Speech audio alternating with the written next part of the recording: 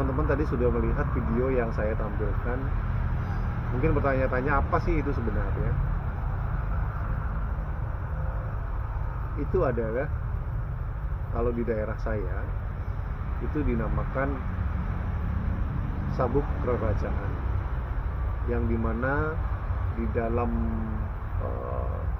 kain memanjang tersebut terdapat, jika dibuka lipatannya, itu terdapat gambar-gambar dan tulisan-tulisan mengenai untuk menghidupkan dari gambar-gambar tersebut. Selain gambar-gambar dan lafal atau mantra yang ditulis di sana, ada juga benda-benda yang memang informasinya adalah sangat sulit dicari pada zaman itu, untuk diisi sosok-sosok yang difungsikan untuk mendampingi si pemilik yang nantinya akan digunakan di suatu tempat atau untuk perlindungan dirinya.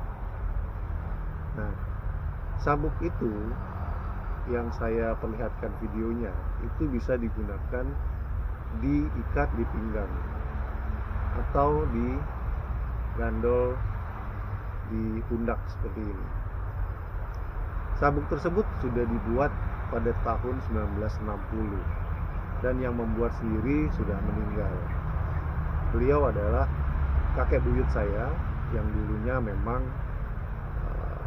terkenal atau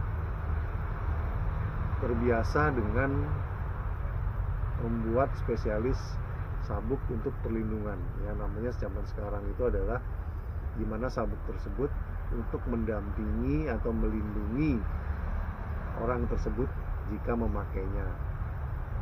Jadi kebanyakan yang menggunakan sabuk tersebut, mereka itu berangkat transmigrasi. Pada saat itu mereka tidak tahu wilayah seperti apa yang mereka datangi. Jadi mereka dengan menggunakan sabuk itu, mereka lebih percaya diri dengan hal tersebut. Tapi juga ada yang lebih meyakini lagi sabuk-sabuk tersebut itu dilakukan ritual dengan pribadinya. Jadi secara tidak langsung energi yang dari doa-doa dari sabuk tersebut itu bisa menyatu berkali lipat terhadap siapa yang memegangnya. Nah, terlepas dari proses penggunaan dari sabuk tersebut, sekarang ini banyak yang saya temukan sabuk tersebut sudah tidak lagi berfungsi. Jadi teman-teman yang mempunyai atau memiliki atau menyimpan hal tersebut bisa kembali dideteksi apakah sabuk tersebut masih berfungsi jika digunakan. Ada beberapa yang tadi cuplikan di video tersebut, ada yang memang sudah tidak berfungsi sama sekali. Itu saya suruh agar dibakar atau dilarung di laut untuk dikembalikan kepada alam. Ada juga yang masih berfungsi, tapi biasanya energinya sudah mulai melemah. Jika itu dilakukan untuk recharge kembali kepada sabuk-sabuknya agar kembali aktif normal 100%, itu harusnya digunakan ritual yang sebelumnya diinformasikan kepada yang memberikan. Biasanya sebelum diberikan ada pantangan atau ada ritual yang rutin dilakukan untuk terus mengaktifkan energi atau sosok-sosok dari pendamping yang berada di dalam sabuk tersebut. Jadi teman-teman, kalau memang punya hal tersebut, kalau memang itu disimpan dan energinya sudah benar-benar sangat melemah dan hampir punah, itu lebih baik itu dilarung di laut. Kedua, kalau memang teman-teman ingin menggunakan terus-menerus, lakukanlah dan harus ingat siapa yang diberikan. Pasti biasanya ada ritual-ritual tertentu yang bisa mengaktifkan energi dari sabuk tersebut. Jadi jangan ritual itu dihentikan dan dilupakan, karena itu juga bisa menjadi bumerang bagi keluarga Anda.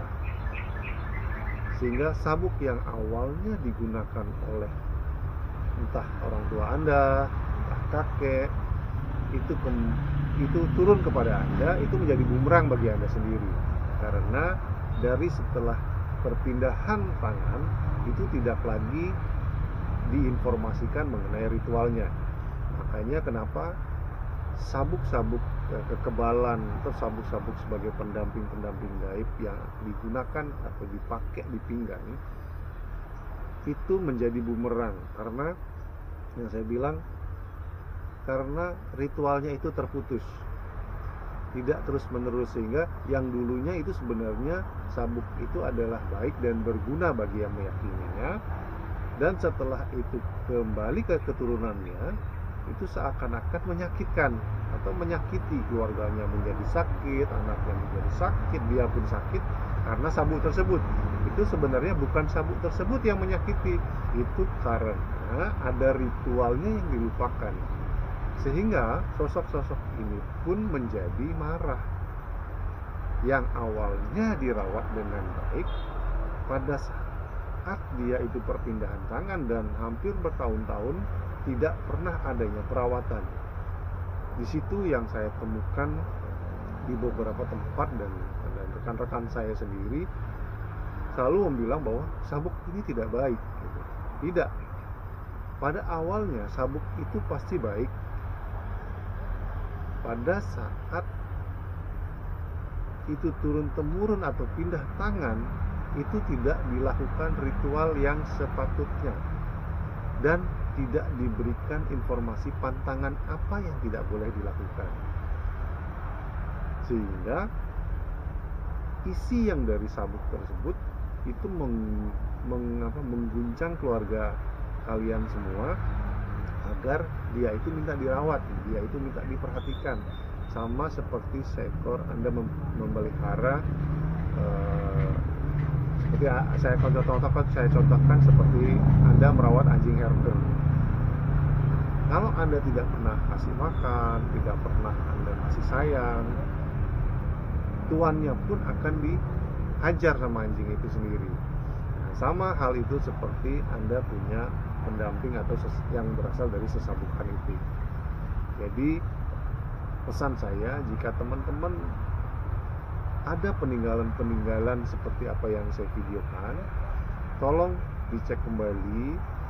Jika memang itu masih berguna atau Anda meyakini itu bermanfaat untuk Anda, itu tanyakan kepada orang tua, tanyakan kepada kakek, siapapun yang awalnya itu menggunakan.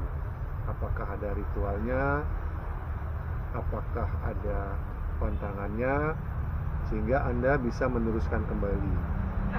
Jika Anda tidak ingin meneruskan kembali, itu bisa dilarung dengan seizin dari si pemilik bahwa Anda tidak lagi menggunakan sabuk tersebut, sehingga seketurunan Anda selanjutnya tidak lagi merawat hal tersebut, tidak lagi bingung. Jadi teman-teman yang mempunyai pegangan-pegangan seperti itu, kalau memang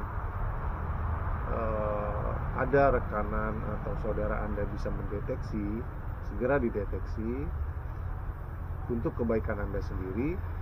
Jika tidak, Anda bisa sharing dengan saya, langsung langsung komen di YouTube saya. Saya bisa interaksi melalui email juga. Semoga kita bisa saling interaksi mengenai